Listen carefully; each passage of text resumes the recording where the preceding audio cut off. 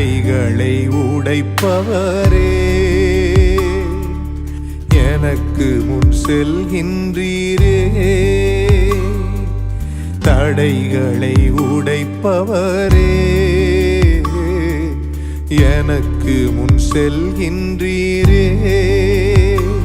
நீர் கோணலானவைகளை செவ்வையாக்குவீர், கரடானவைகளை சமமாக்குவீர். நீர் வெண்கல கதவுகள் உடைத்தெறிவீர், மறைந்த பொக்கிஷங்களை